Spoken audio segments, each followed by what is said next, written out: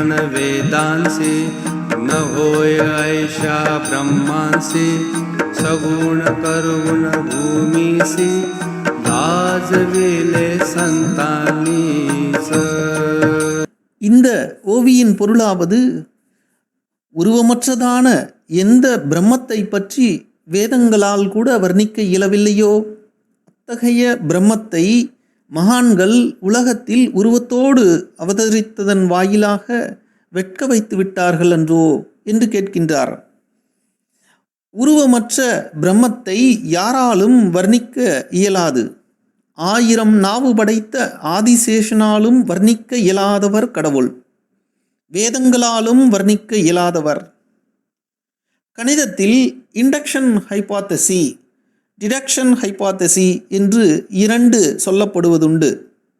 Induction ஹைபாத்தசிஸில் ஒன்றுக்கு பொருந்துவது என்று நிரூபித்து பிறகு 2, 3 என்று அடுக்கிக் கொண்டே சென்று இன்ஃபனைட்டி என்று சொல்லக்கூடிய எண்ணற்றவைக்கும் அது பொருந்தும் என்று நிரூபிப்பது இண்டக்ஷன் ஹைபாத்தசி எனப்படும்.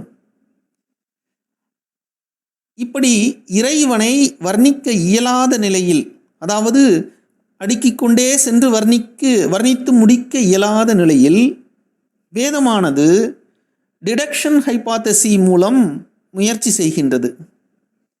இந்த டிடக்ஷன் ஹைபாத்தசி என்பது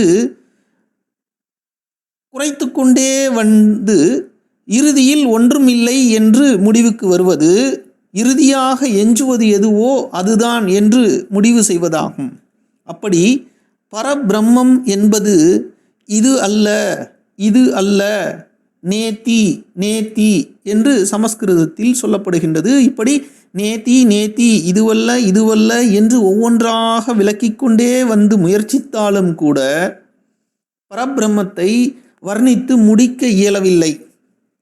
அப்படிப்பட்ட பரபிரம்மே தாங்கள்தான் என்பதை ஒரு உருவம் ஏற்று அவதரித்த மகான்கள் வர்ணிப்பதென்ன வர்ணிப்பது, வடிவமே இதுதான் என்று காட்டியதன் மூலம் வேதங்களையே வெட்கப்பட வைத்து விட்டார்கள் என்று தாஸ்கனு மகராஜ் நயம்பட பாடுகின்றார்.